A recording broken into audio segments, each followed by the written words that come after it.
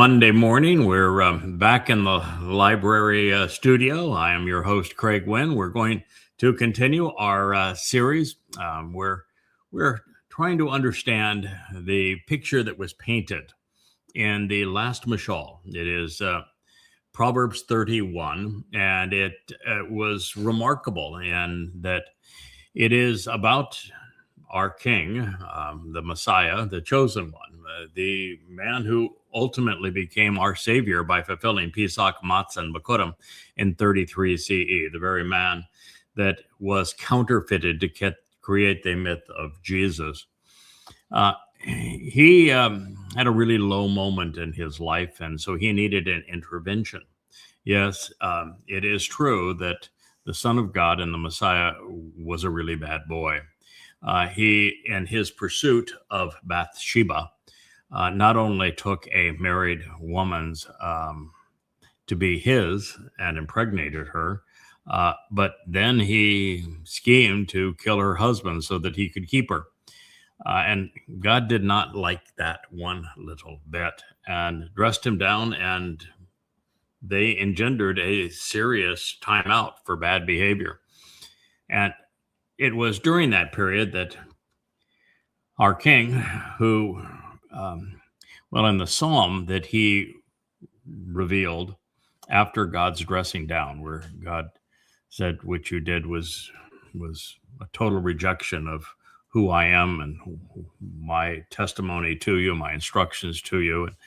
And as a result of this, really horrid things are going to happen to you and to Israel. I cannot overlook this. And so after everything did fall apart, he had his daughter raped by his son. Then one son killed another son, and then that son led a coup against him. It was horrid what happened. But he then had an intervention. And that intervention came by way of Yahowah's Amah. Yahowah's Amah is a character that is portrayed throughout the story. She makes a number of appearances, and she's spoken of quite frequently prophetically. She could even be the voice of many of the mashal word pictures, could in fact be she and her husband talking to their son, giving their son advice about Yahowah and his participation in the covenant family. And her interaction with Dowd is the subject of the final word picture, which is the basis of this series. And we've gone over it in previous programs. And it's rather astonishing. And it establishes this Amah, this surrogate mother, this Amah of Dowd, who is referred to as Ashar. And Ashar goes back to the days of Leah, when she gave birth to the tribe of Asher, the first born of Asher, and said that she would be remembered forevermore as Ashar. And then Dowd goes so far as to say that this is the most extraordinary of all women who have ever lived. There are a number of other mashal and mizmor, proverbs and psalms regarding this moment. And as we press on, it even appears that there is a direct correlation with the 89th mizmor, which is something I'll begin exploring later today. I have, so that you know where I stand in all of this, after we finish this review of Isaiah 54 that speaks of this remarkable woman and her role in building the covenant family. Because of Israel's bad behavior and their recalcitrance against Yahowah, erasing his name, rejecting his covenant, and failing to return to him, Israel has gone, better part, of 3,000 years without adding anyone to the covenant family, and therefore anyone into heaven. And so it is only during this time that there is an awakening, a recognition of Yahweh's name, a realization that Dowd is the chosen one, the Messiah, the Son of God, and the one who fulfilled Pesach by being crucified in 33 CE, and who took our guilt into Sheol on Matzah, also in 33 CE, to enable Bikuwrym, which is firstborn children. So as we came to that recognition, and we are pursuing that in here in Yeshaya 54, which is a whole discussion about how she's going to become productive again, personalizing this through a single woman who plays the lead role in accomplishing this on behalf of Israel.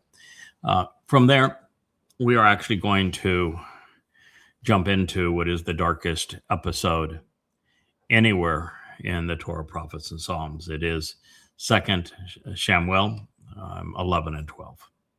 And I'm going to share with you what Dowd did. It was one of the hardest things I've ever written. I had thought at the time it would be the hardest thing I would ever have to do. But it's something that we knew we had to cover, because in rabbinical lore, Dowd is disqualified as being the returning Messiah. He is disqualified as being a son of God. He is disqualified as being the returning king because of the malfeasance of this moment. And so we have to deal with it. And in Christianity, those who are somewhat thoughtful in trying to defend the lie and the mythology of their man God, Jesus, say that there had to be some miracle birth and perfect person to fulfill this promise. They don't even know what the promise was. They have no concept that he fulfilled Passover and Matzah. But nonetheless, they want perfection. And because Dowd was so imperfect at this moment, he is automatically disqualified in their minds. And so it's something, again, that we need to deal with for exactly this same reason. Now, that brings us to the overall problem, and I'm looking over my shoulder. My wife likes to come and go, which she's welcome to do, but we have a second camera that actually catches that door, and we just as soon not have it left open. The fact is that there is a grotesque misperception of what is presented in English translations as perfect. It doesn't mean perfect at all. The word is Tamim, and it actually is from the root Tamam, and it means to finish the job. If you finish the job, then you are living up to the expectations that God has, and you're totally qualified to do really any mission that God wants done. He just wants people that will have some resolve and fortitude and are willing to see it through. And Dowd became that man. So Dowd earned our respect by actually coming to grips with who he was and what he represents and what he needed to accomplish in his second of three lives to fulfill Pesach, Matzah, and Bikuwrym. And he did. And there is an enormous amount of proof in this regard. But we're going to go through his meltdown. And then following that, I'm going to share with you the most horrible thing that I thought I'd ever see, far worse than Dowd's malfeasance in that whole affair, which is quite graphic. Dowd is angry at God for leaving him, for blaming him, for pretending, from Dowd's point of view, that he was somehow worse than everybody else. From his point of view, everybody was terrible. So, what he did, he didn't think deserved the kind of rebuke that he received from God. And he wrote the 51st Mizmor, or Psalm, in a really bad mood. But I think it's important for you to know how far he fell. Following that, there was an amazing intervention, and I'm going to ultimately share the second part of the intervention, because the meeting between Dowd and his surrogate mother, Leah, the Ashar, got his attention, and earned his respect, sobered him up, but it was the subsequent meeting that made the biggest difference, and it was delivered by another individual. And then I'm going to share the text with that, which is a very familiar text. It's just that we didn't know who the delivery person was at the last time we reviewed it. So we'll go through that, and I want to leave on a really upbeat note in this whole process. So we're going to cover the 116th Mizmor, which is a celebration of Dowd getting it right again, of him not only recognizing who he is and what he needs to do, but laying it all out and saying, I'm happy to do it. This is what I'm going to accomplish. I am going to see it through, and it's going to be glorious. So we have quite the process here to go through.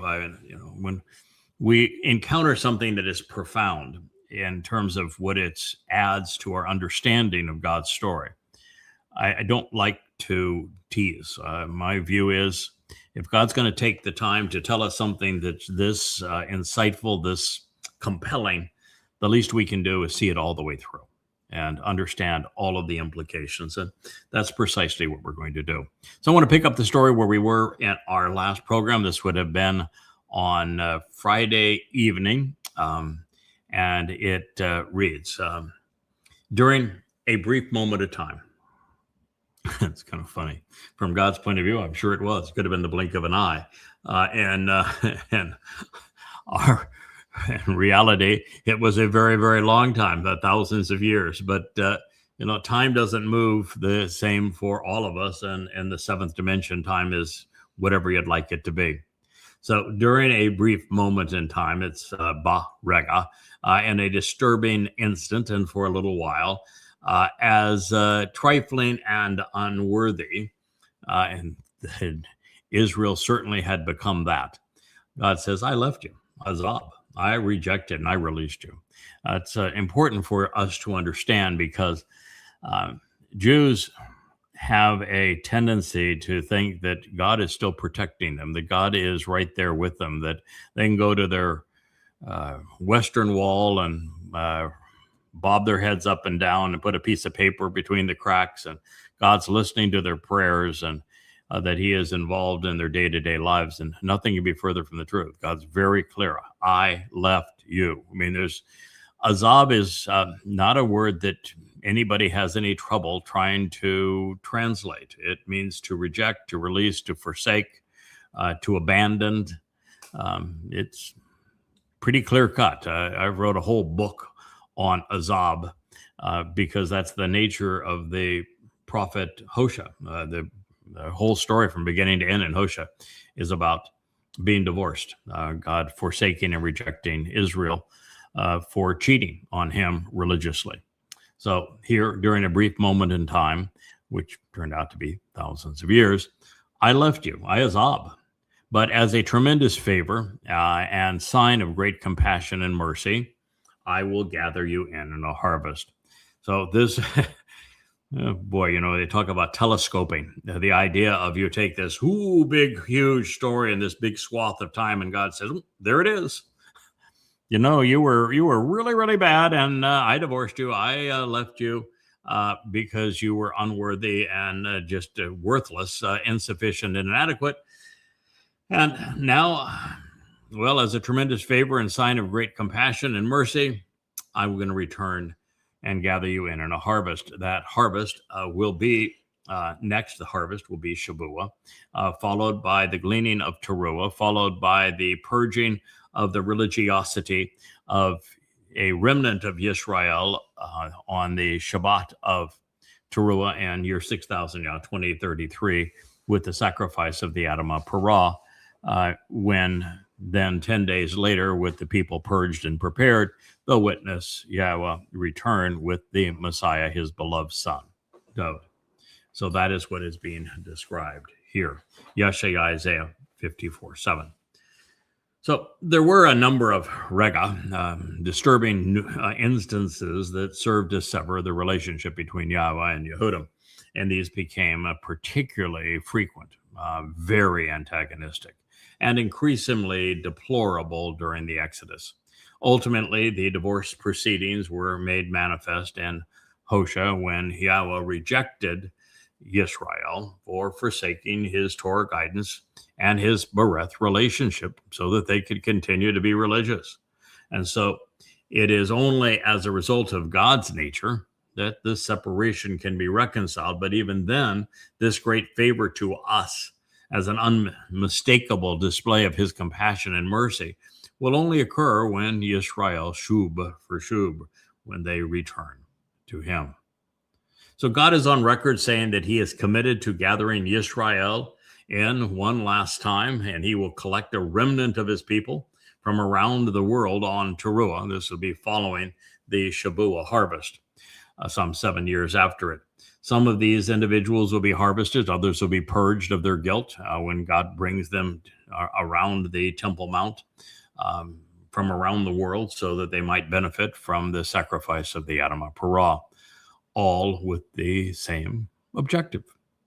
So numerous times Yahowah has or will release a torrent of waters, which is how he purges his people on this occasion. You can read the story in Numbers 5 about the sacrifice of the Adamah, and Numbers 19 as conducted as a dress rehearsal by Elijah so many years ago, in fact, 2,888 to be exact, from the moment that he will reenact that sacrifice. And it's all aimed at resolving the discordant notes men and women have been singing relative to God. This began with the flood when the religious were washed away. It occurred again during the Exodus to differentiate Yahowah's life-affirming nature from the diabolical disputes of the people. And it will reoccur one last time on Taruwah when a torrent of water will be released from the Temple Mount to prepare this final remnant of Israel to receive their king. In between these episodes, Yahowah has remained hidden to most. Even today, fewer than 1 in a million people acknowledge him. Fortunately, with the advent of Yahowah and the 35 books that are free at yahowah.com, and this program that streams on some 15 different accounts and channels, the Yahowah blog, it's begun to change. There are many, particularly Israelites, who are coming home to Yahowah. So come Taruwah, Bikuwrym, and Sukkah, in year 6,000, the relationship is indeed going to be restored. So the text reads, in a furious torrent of discordant outbursts, struggling with overwhelming dissension in the agreed relationship, I concealed my presence and appearance from you. However, with loyal love, unfailing kindness, enduring devotion, and unmitigated favoritism throughout time, I will compassionately reestablish a loving relationship with you, he, Yahowah, says, of your Ga'al Redeemer. Yeshaya, Isaiah 54:8. Now, you could read this as Yahowah is your Ga'al Redeemer, but it doesn't make sense to me because that is a title that is perfectly fitting for Dowd, who is the most Yehud of all Yehud. And he is therefore kinsman, and he is the Redeemer by having fulfilled Pesach, Matzah, and Bikuwrym in year 4000 33 CE. So I think that God is acclaiming what his son will achieve. So it is through loyal love and unfailing kindness, just as God said a moment ago, favoritism throughout time, that he will reestablish this relationship. Out of the womb, he will. I will express my affection and love towards you, Yahowah says, of your Ga'al Redeemer. So once again, it would be natural to conclude that Yahowah, as I've mentioned, is saying that he is our Ga'al, but I think it's more in keeping with God's nature to say that his unmitigated favoritism and enduring love for us are collectively expressed through his chosen implement, his beloved Dowd, who, yes, is our kinsman redeemer. But either way, reconciliation is imminent and it's assured, although not for most. Rather than the waters of the flood ending life, next time there is a massive release of water, these waters are going to be restorative. And we have Yahweh's word on it. This is what he reported. This, for me, is in contrast to the waters of Noach, the trustworthy guide, which, for the benefit of the relationship, I made the promise that the waters associated with Noach would no longer pass over the earth. And it's actually a region of the earth where they were previously.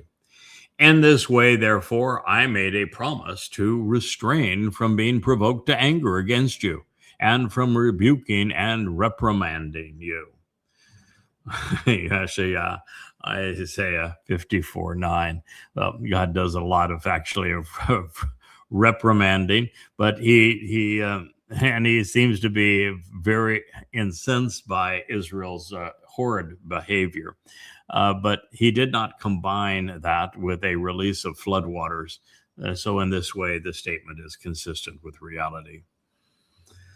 So what we have learned is that the primary way that God has mitigated his frustration with humankind is to distance himself from his people and from the earth. Just as he revealed through Hosea, he returned to heaven, and he's going to remain there until such time as his people begin to return to him. God is now an absentee landlord, if you want to put it in those terms. I know there's a lot of people that think that God answers prayer and that God is listening to them and God is guiding and intervening with their lives. It's just not true. God says otherwise. God's very clear in saying that during the divorce proceedings that he was leaving. And he didn't say that he was going to come back when somebody created a false god, a man who was a god, a man god, so weak that men could kill this man god. He didn't say he was going to come back at that time. That'd be nonsense. He says, no, when you return to me, speaking to Yisrael, who he was divorcing, I'll return to you.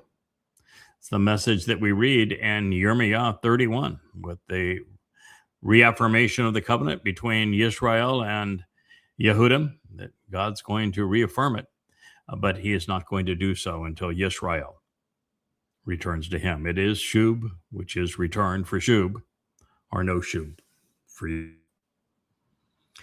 So that is how God has mitigated his expressions of frustration. And therefore, you could read all of the rebukes as having been conveyed by no later than Malachi, 447 BCE. And therefore, during all of this time, God has just held his tongue. There was no reason for him to say anything directly. He had already said it all. Now, moving on, the mountains of God from Choreb to Moriah have been corrupted, of course, by the religious. But no matter how far removed humanity has become from the intent of those mounts, Yahweh's agenda will not be thwarted. The covenant will be reaffirmed, and it will be reaffirmed as it was presented on Mount Choreb and then enabled on Mount Moriah, because these are what Yahweh desires. As a result, the mountains may yield to the touch, and the hills might be toppled and troubled. But my love, kindness, and enduring favoritism, it will not cease to be with you. Then my covenant reconciliation will not be shaken or slip away, he, Yahweh, says of Rakam, the one most loving and compassionate toward you. 54:10 of Yeshaya, Isaiah. And therefore, God's saying, bad things are going to happen, both to Choreb, which has a chain link fence all the way around it, and an Islamic enclave that doesn't want anybody to get anywhere near it because, of course, it repudiates Islam. And you see two horrible scars on the Temple Mount. One, the Dome of the Hoofi print, which is the most absurd and ridiculous tale in the history of Islam. And then Al-Aqsa Mosque, which is the inspiration for terrorist attacks. And so these terrible scars on the Temple Mount will be removed. They will be toppled. They will be no longer produce such a troubling effect because Yahowah's enduring favoritism. It's going to return. And God may have distanced himself. Indeed, he has. But it doesn't mean that he has ceased to care. And ultimately, it's the covenant relationship that means the most to him. And there's going to be reconciliation. There will be Beryth Shalom. There will be blessings. There will be safety. There will be resolution and harmony in the family. It will not ultimately slip all away, be removed, because then the entire human experience would be for naught. And this is what Yahweh was saying as the most loving and compassionate towards his people. So when Yahweh said that the barren woman would conceive and that her children would become numerous, he was addressing her contribution to the covenant family that had been childless for all of those many centuries, 35 centuries, as a matter of fact. And so it is just now that the covenant is being filled again. The children are being conceived within God's Beryth. And that is what the barren woman is all about, and why she is to be celebrated for her role in bringing so many wonderful people into the covenant. So while there were no entrants for, well, at least a score of centuries, and probably for 35, today, thanks that in large part to all that she has had to offer and contribute, well, it's a different story that is being written. All right, so at this point, I'd like to present two additional Mizmor. The first occurs prior to the Amah's visit and depicts Dowd's reaction to Yahweh's disapproval. The second was recorded after we were given the opportunity to meet with Dowd and share our concerns. But so what we're going to have here is that I'm going to share what actually happened 3,000 years ago. And then I want to share, as I have mentioned, the 51st Mashal. I will then go into the 116th. And then I'm going to reprise one that will be shared from a perspective that none of us have ever considered previously that's pertinent regarding all of this. So it's time now that we consider what went wrong all those many years ago. Now, this is already unpleasant. So it's going to be a little quicker and easier to digest with the minimal amplification, which is what I'm going to do. I did that throughout this. This is not a teaching moment in the sense of we can glean something here and say, wow, let's celebrate what we're learning. God is teaching us how to emulate someone doing something marvelous for the covenant. That is not what this is. The narrative itself is harsh. And it begins by condemning political despots, all of them, and warmongers. Then it says that Dowd was shirking his responsibility as the protector of his people. He had dispatched every able man to besiege a civilian community and plunder it, except himself. He stayed behind. This battle was not heroic. The verbs that were chosen to depict the assault read as I'm going to present them, and that's not pleasant at all. This is really embarrassing for Dowd, for Israel. It was tragically embarrassing for God. And when I go through this, it's because I go where the words lead. God would not have told us this story in such detail if he did not want us to know it. We have to know that his beloved Son, our Messiah and King, who became our Savior, was terribly sullied, and that it would take a intervention like the world had never seen to resolve his deplorable mindset. So what we find is that Dowd was lounging around in bed during the day. He, in this case, got antsy, and he decided to get up and spy on his neighbor around sunset. And so a man derelict in his duty and lethargic literally became a voyeur, and then a provocateur. It's little wonder that Yahowah values work and defines Tamim, perfection, as completing the job. God's not expecting us to be perfect, just to finish the mission that needs to be accomplished for there to be resolution of our separation, of our Azab. All right, I'm going to share this with you. Again, it's not done in a typical amplified fashion. We'll get through it a little more unscathed, I hope, that way. But I will still take the time on key words to share them with you so that you know the terms that God chose, and in particular, the names of the people in this story. They're exceptional. So it came to be in the return of the year. That would be the start of the year, when the heads of governments go out. And Dowd dispatched Joab, Father Yahowah, and his co-workers, servants, and slaves with him, even the whole of Israel. So you got the point. Dowd's now acting like any other king. He's gone from Yehudim to Goyim. And like all these other kings are around Israel, they were, come spring, they want to go off and play war. We're going to go dispatch the troops.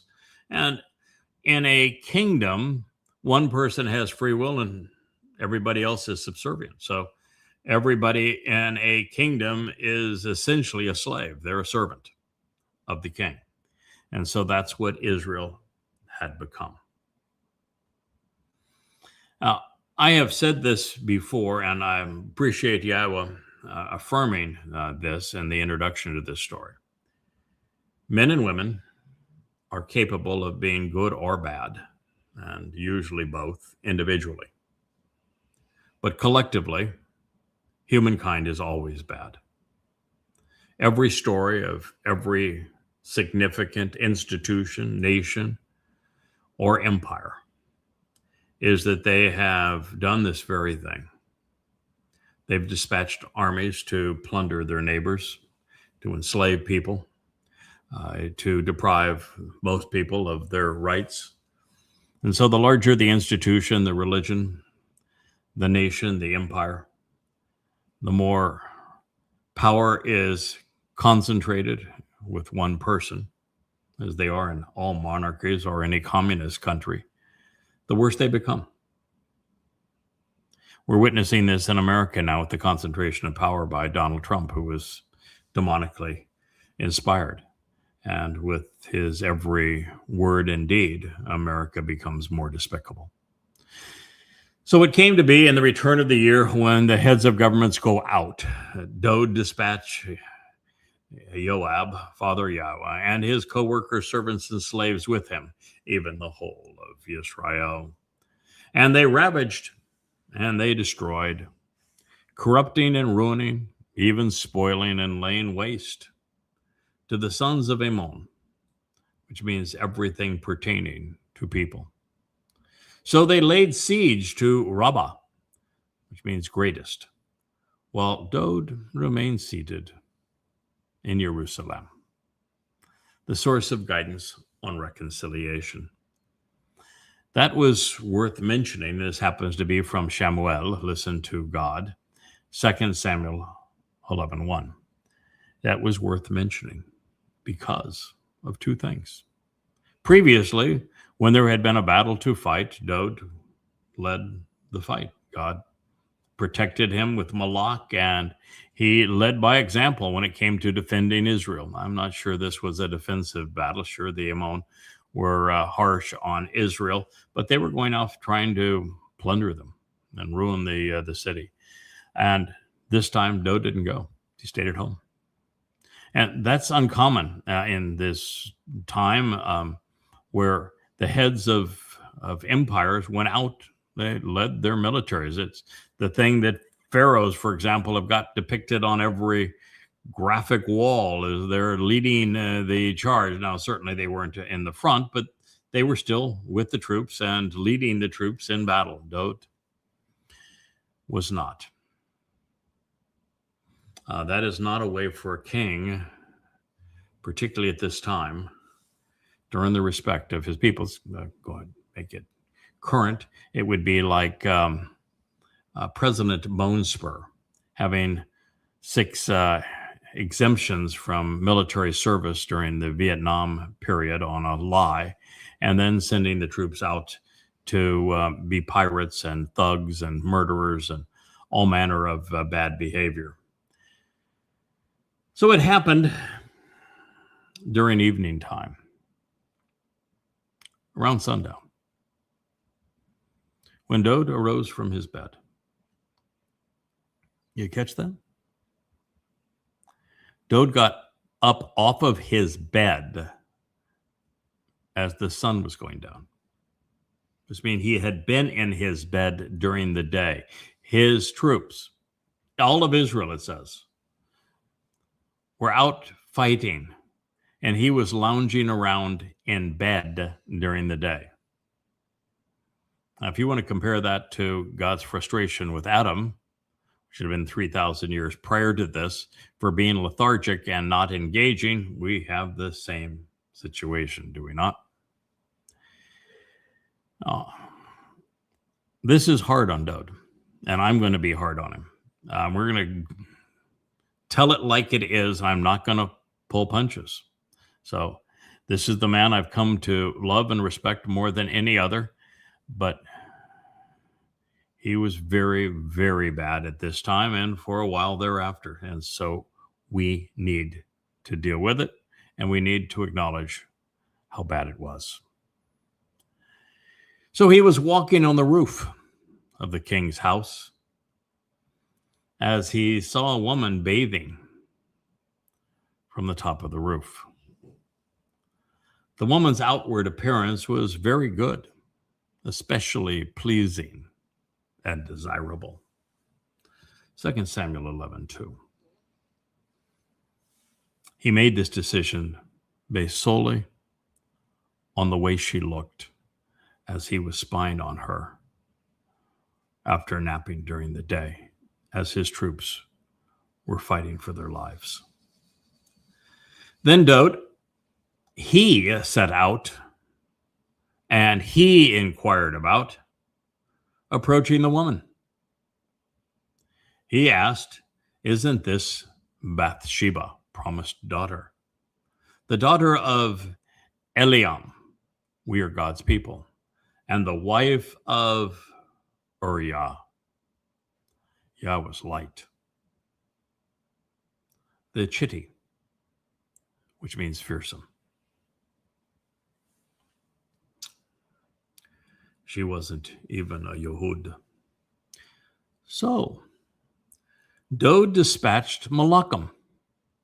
Now we can read that as ordinary messengers, somebody that was part of his household staff. We can say that Dowd actually had influence over Malach, spiritual messengers. The text does not say, but I think it's likely that these were human messengers. Malach means messenger.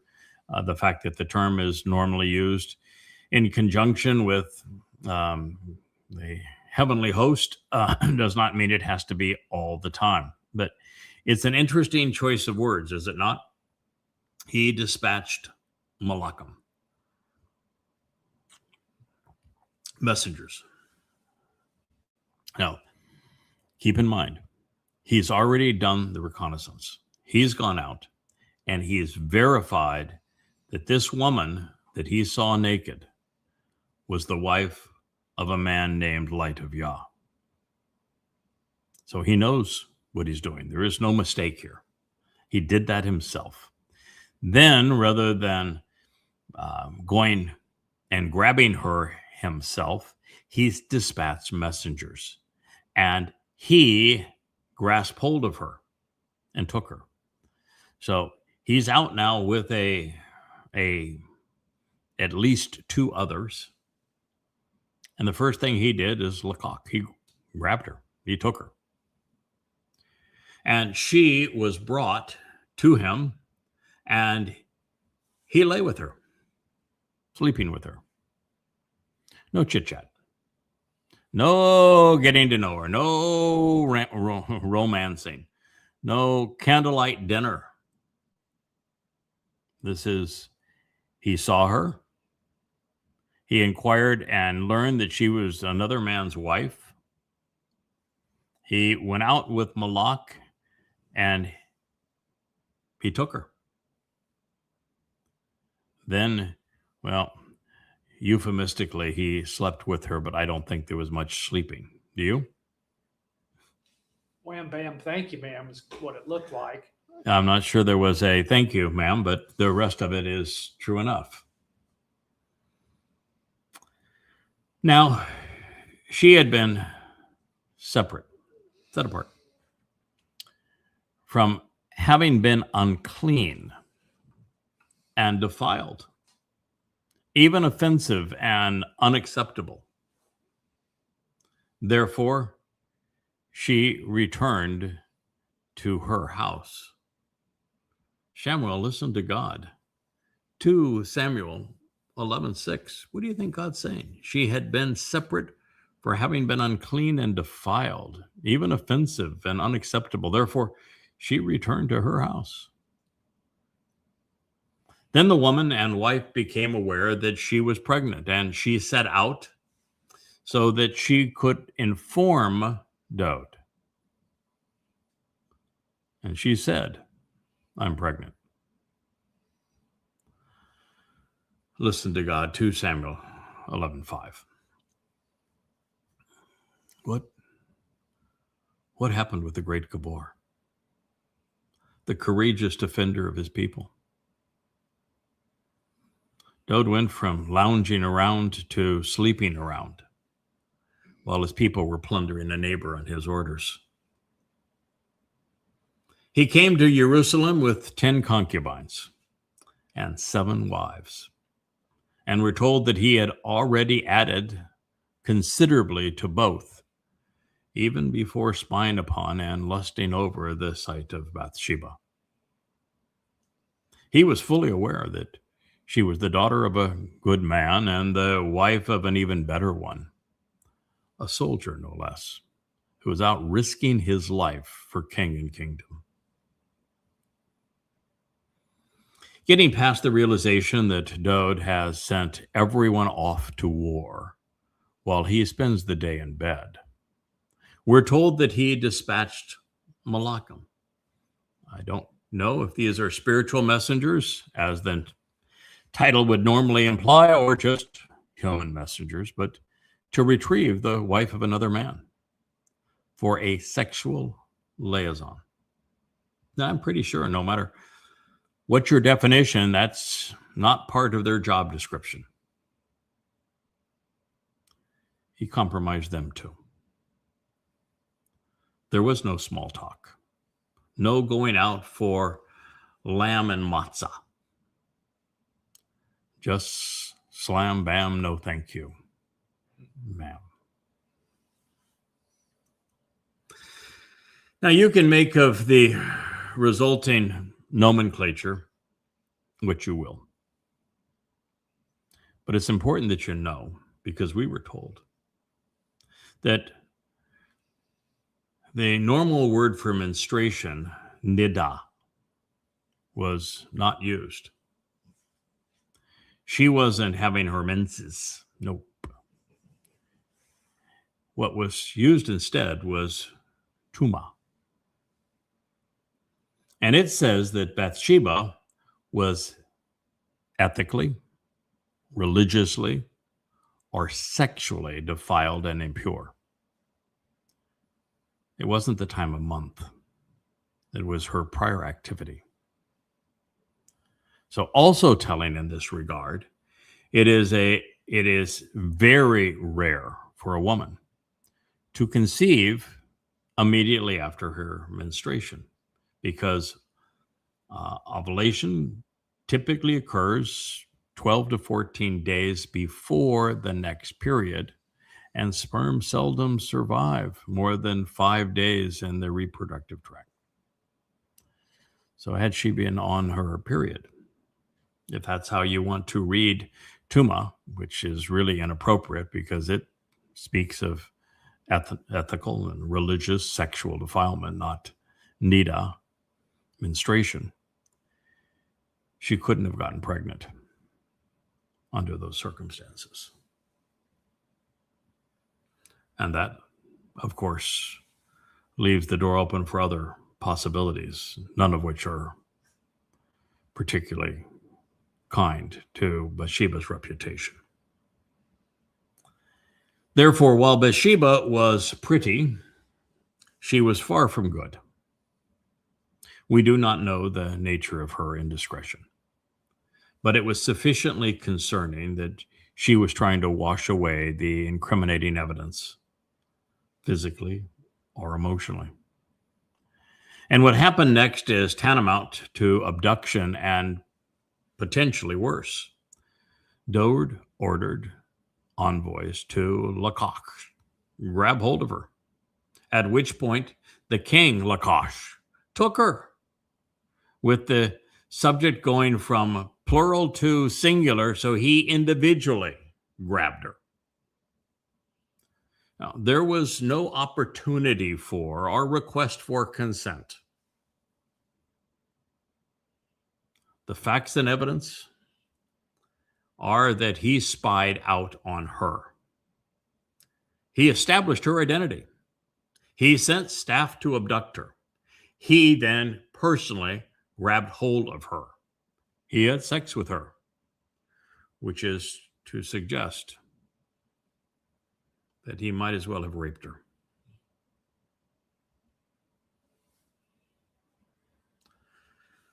Well, the selected terminology strongly and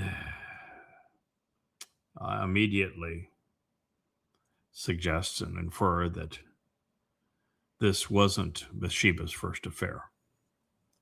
There is another concerning factor, as we will learn. When her husband returned from battle, he avoids her completely. He has a reason for doing so, but it's not even a hello, sweetheart. Check in to see how you're doing. Is everything okay? Do you need anything while I'm back in town? None of that occurred. Making matters worse, she goes back home and determines that she's pregnant. The result, for reasons previously mentioned, further undercuts Bathsheba's character. The child could well have been that of another man, explaining why she was trying to wash away her Tuma transgression. Not saying that is certain, but it's certainly a possibility. But now, after what Dowd has done, she schemes to turn her shame into an opportunity. She is an opportunist here. She tells the king that she's pregnant, perhaps inferring that it was his child without actually saying so. She didn't say, I'm pregnant with your child. She just says, I'm pregnant. She went from certain scorned and outcast, queen of the castle. And while that's bad, it's Dowd's response that was particularly nefarious. His retort to his indiscretion was to scheme his way out of responsibility. There was no, oh, sweetheart, you're the love of my life. If you're pregnant, isn't that wonderful? We're going to have a royal child and you'll be my queen and I'll care for you and protect you. No, that wasn't his response at all. So Dowd sent a dispatch to Joab, Father Yahowah. Send to me Uriah, Yah's light, the chitty, fearsome. And Joab sent Uriah to Dowd. Pretty straightforward. I want him. Send him to me. You know, kings don't have to explain themselves. This one didn't. When Uriah, and means light in Hebrew, Yah, of course, is short for Yahowah, so it's Yah's light, came to him, Dowd asked, inquiring if Joab was satisfied and content. And were the people at peace? Also, was the war prosperous and satisfactory? In a moment, we're going to see that every one of the verbs is simply a shalom. Very, very odd choice, but it's telling. Then Dowd said to Uriah, go down to your house, wash your feet. So Uriah withdrew from the king's house, and coming out, following him, a portion of something of the king. That's 11:8. But Uriah lay down at the door of the king's house with all of the servants, workers, and slaves of his lord. He did not go down to his house. So they informed Dowd, saying, Uriah did not go down to his house. Dowd said to Uriah, have you not come from a journey? Why did you not go down to your house? Of course, what is Dowd trying to do? He's scheming. If he can get Uriah and Bathsheba to, then the child can be credited to Uriah, and he's out of the hot seat. He, had a little hotty-taw with a married woman, and she got pregnant, and he's covering up the evidence. He's saying, oh, you see, congratulations on the delightful birth of your son, to another man who had nothing to do with it, who wasn't even in town at the time. Anyway, it's odd, as I have mentioned, that Dowd would use shalom in his query regarding the attitude of his lead general. Why would you say is the king shalom? He's out fighting a war. The Israelites conducting the siege were also, are they shalom? Excuse me, they're at war. Shalom means peace, reconciled. Or he said, how's the status of the conflict? Well, I sent you out to plunder a town. Is it going peacefully? I mean, how could you be that out of touch with reality? That you would use shalom in all three of those circumstances. Now, since shalom, as we know, is typically rendered peace, it shows that the king was disconnected from reality, certainly of the war that they were fighting for him. By using shalom in the midst of conflict, we not only find the king corrupting one of God's most revered terms, shalom, but we also see his vulnerability and his insecurity. You see, by using it as my general shalom, he's worried, and for good reasons, that Joab and his subjects had come to disrespect him for hanging around in his castle while they are out, in the vulnerable fighting for him. So, is everybody okay? Everybody content? Everybody satisfied? It's going okay out there? So while disappointing, that's the only rational explanation for the improper use of the reconciling verb. Also curious, we do not know the nature of the Matzah. That is the portion that Dowd has sent to follow Uriah. It is translated burden, mess, collection, flame, gift, oblation, reward, and sign. And it's also said to mean portion, present, offering, or tribute. Now, if the latter, it was meant either as a bribe or as a way for Dowd to publicly feign respect for the man he was about to kill. Either way, it's inappropriate. Unable to manage his affairs, Dowd's scheme flopped. He wanted this honorable soldier to have sex with his wife so that he could be lured into believing that the child was his. But as it would transpire, Uriah showed no interest in his home or his wife. And considering the evidence at our disposal, I think that he knew what we have surmised. She wasn't a prize, and he hadn't been the last man in his home or his bed.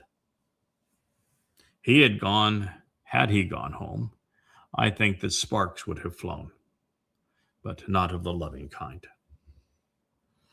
Nevertheless, Uriah was an exceptional man. He was likely covenant. He exhibited exemplary character throughout. The lone stalwart in this whole story. There was only one. And after hearing his response, had Dowd been of sound mind, he would have broken down. He would have wept. This is what comes next. Uriah, the light of Yah, said to Dowd the beloved, "The ark, Yisrael, and Yehudah dwell in Sukkoth, shelters, along with my lord Joab. In addition to the servants of my lord, bivouacked under siege in the presence of open terrain." So, am I myself supposed to go to my home to eat, to drink, and to lay with my wife? As you live, and as your soul lives, I will not act this way or do this thing. Second Shemuel 11:11. Then Dowd said to Uriah, "Stay here this day also, and tomorrow I'll send you back." So Uriah remained in Jerusalem that day and through the following day. Can you imagine what he's thinking? Oh, wait a minute. He wants me to go home and sleep with my wife. I told him I wouldn't do it. And he says, "Well, then I'm going to send you back. But stay another day with me, then I'll send you back." Now, you think just maybe he's saying, I suspect something really odd is going on here, since I'm not your top general, since I'm not a messenger reporting on the war, since you called me out of nowhere for this meeting, and you haven't bothered to explain why you called it, why you wanted me to go to my wife, and why you're now want me to come over, well, as we see, for dinner and drinks, even after I told you that I wouldn't do such a thing. I mean, this is really weird in a very bad sort of way. Dowd summoned him again. And Dowd ate in his presence, and he drank excessively, so that he caused even the man himself to be drunk. And he went out in the early evening to lay down on his bed with the servants of his Lord, but to his house he did not descend. Wow. This was a contrast between good and bad, for sure, right and wrong. And our king was on the wrong side of this. After a man named Light of Yah stood up for the covenant, for Yisrael, for the king, foregoing the comforts of home by respecting that his comrades were out in the elements away from home and exposed to the enemy, Dowd flaunted his situation by eating and drinking to excess. Can you imagine? I mean, Dowd's response was both callous and hedonistic. He was the furthest thing from an exemplar at this moment. And in fact, he was validating all of my prior conclusions that he had been drinking to excess. And he did so to deaden his conscience to what he had become. But of course, that wasn't the worst of it, not by a long shot. It transpired in the morning. God, I hate to read this letter to you.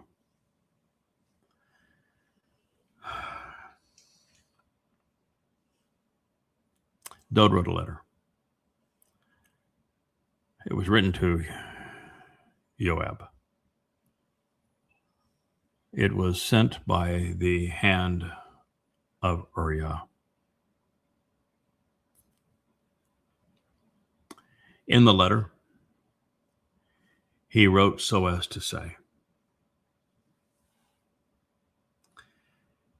"It is imperative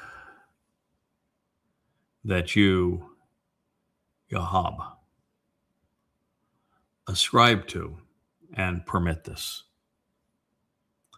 Placing Uriah, mul, cut off as if a removed foreskin, in direct proximity to the fiercest and most severe, the most obstinate combatants in the battle.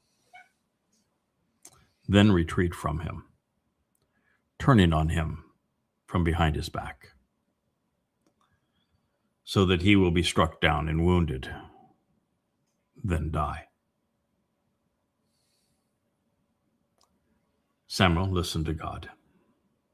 2 Samuel 11:15.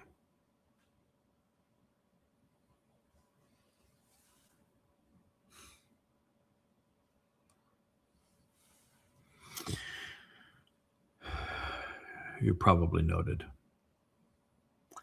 that I shared the Hebrew origin of the text that was underlying this written letter,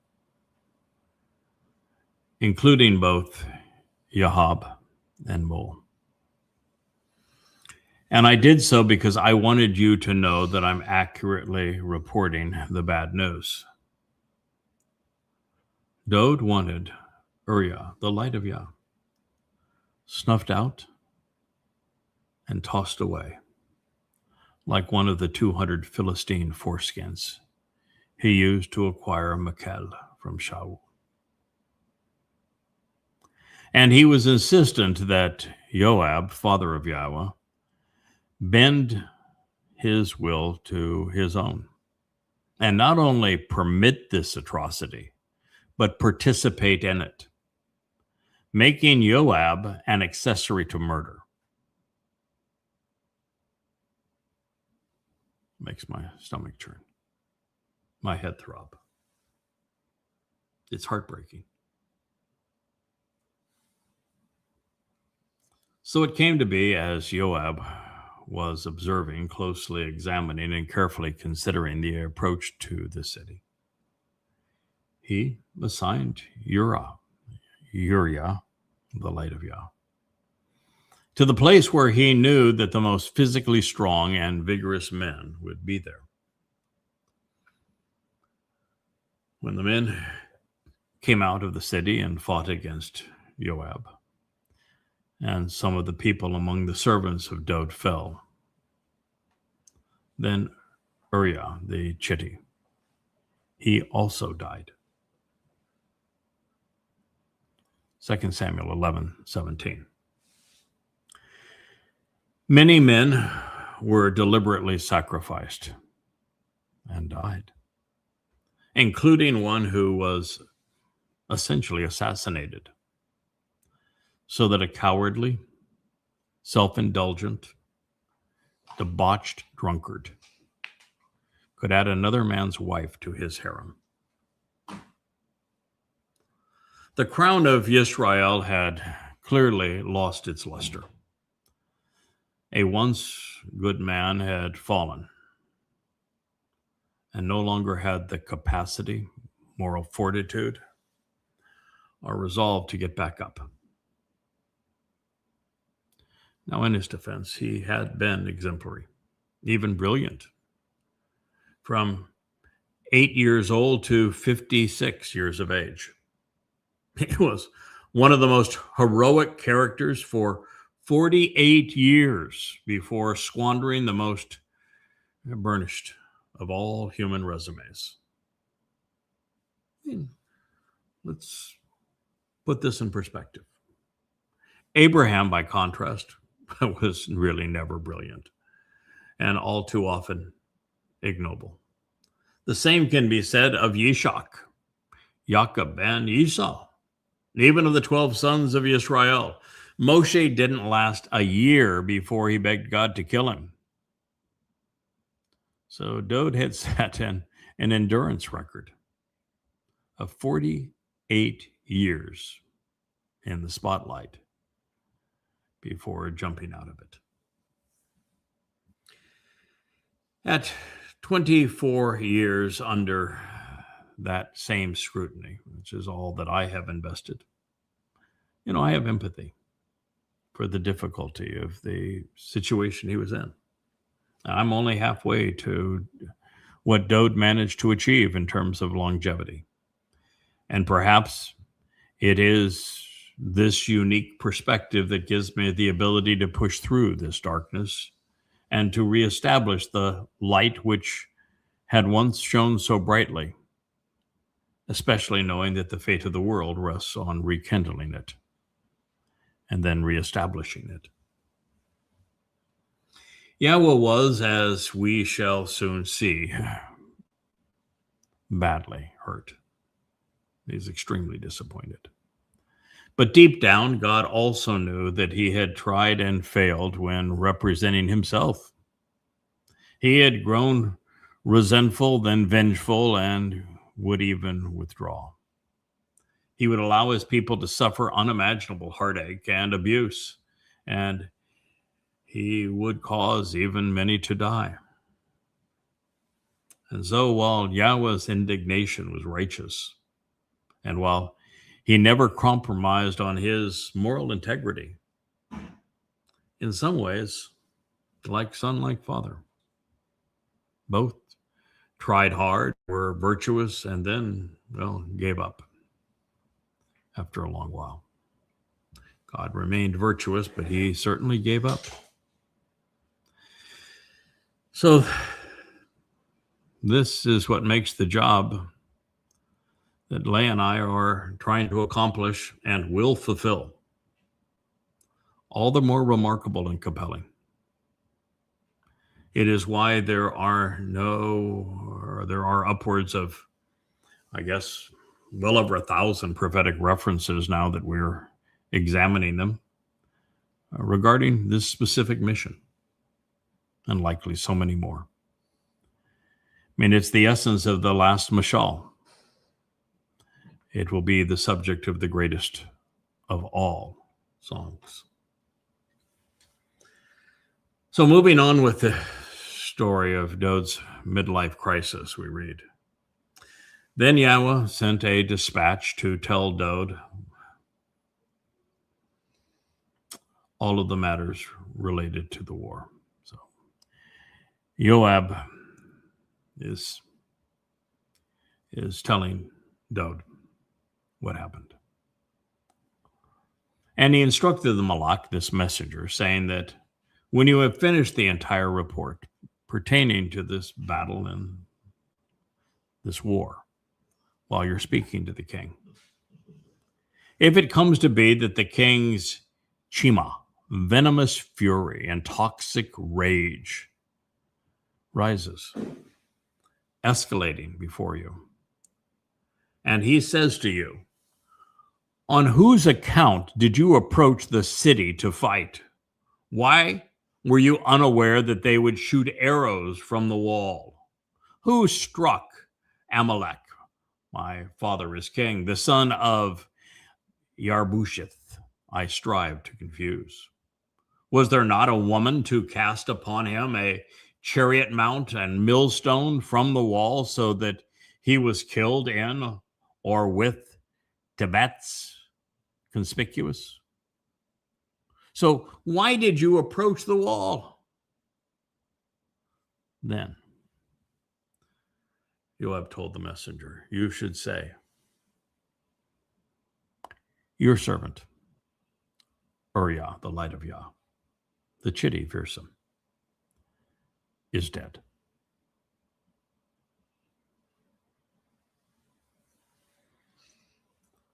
So the Malach messenger walked and came to Dowd and reported everything that Joab had dispatched him to tell. 2 Samuel 11:22. Now we can only assume that this Malach messenger concocted the following pretext to the ensuing battle to avoid the king's wrath, because it is clearly inconsistent with Dowd's prior instructions as well as Joab's preceding observations. So the Malach messenger said to Dowd, surely the Gabar, the strongest and most overbearing men, triumphed over us as individual men. They came out against us upon the open field, but it came to be that we came upon them up to the opening of the gate. Then those casting arrows at your servants from upon the wall, and some of the king's servants were slain. In addition, your servant, Uriah, the light of Yah, the chitty, is dead. No grief, no remorse. The tirade of toxic vitriol was avoided by changing the story to absolve Joab of complicity and Dowd of guilt in the successful assassination of a good man, thereby engulfing the light of Yah. Dowd, realizing that he had now committed murder and that Joab could implicate him in treason, tried to assuage his general's conscience. Dowd said to the messenger, this is what you should say to Joab. There is al-ra'ah, nothing evil or harmful, wrong or bad, in your eyes or perceptions with regard to this matter and these communications. Remember the choice of verb, ra'ah. Yahowah will use it. For indeed, as it is for one, so it is now likewise for the other. The sword of desolation consumes and devours. Oh, Dowd is saying, because you were complicit in my scheme, even though I ordered you to do so, now you were complicit in it and also guilty of murder. You keep that in mind. Be particularly harsh, Dowd said, and severe. Be relentless and resolved in your attack in this war against the city, and tear it down, demolishing it, leaving it in ruins. Cities are filled with civilians, women and children. Thereby you must reinforce his intensity and resolve, toughening him up, Dowd said.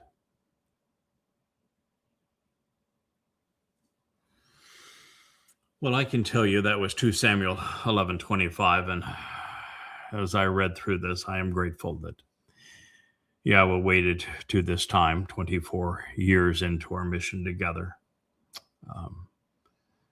and that he waited to lead me to this result after having analyzed that final word picture, knowing that it was resolved. Or else, had I known how this travesty was ultimately resolved, I don't think I could have recovered sufficiently from this to devote all of my energies to reestablishing the king's reputation to his former glory. But I know now how it was restored. I know the role that we played in that regard. And I know that it was completely restored. And now I, for the first time, having returned to the story in the garden, I realize that God has no concern over us making a mistake, even horrific, if we can prove ourselves trustworthy and finish the job. But ultimately, Dowd, he was just a man, just like the rest of us. One put in a very difficult situation. He succeeded from 8 to 56. That's 48 years.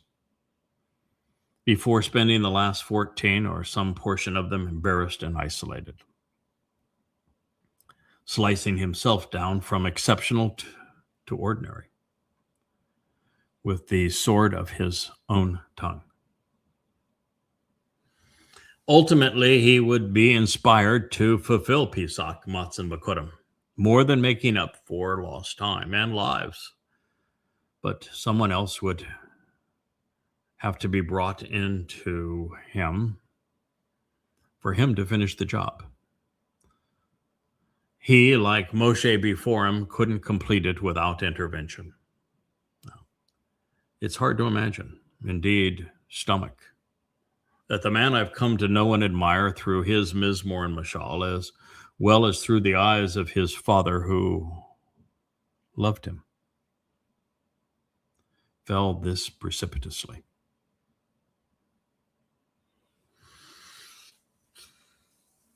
Dowd was telling the man who obviously knew better that there was nothing wrong with setting men up to die for his indulgence.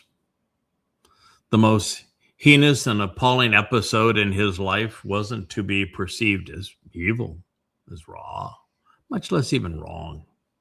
Or else, of course, the people would turn on the king and do to him what he has done to the light of Yah. And in those words, at least for a time, the greater luminary ceased to shine. Flame had grown dark. Dowd was, of course, blackmailing his general. He said that the sword of conscience and confession would cut both ways, devouring the king and his executioner. They were in this together. Both compromised.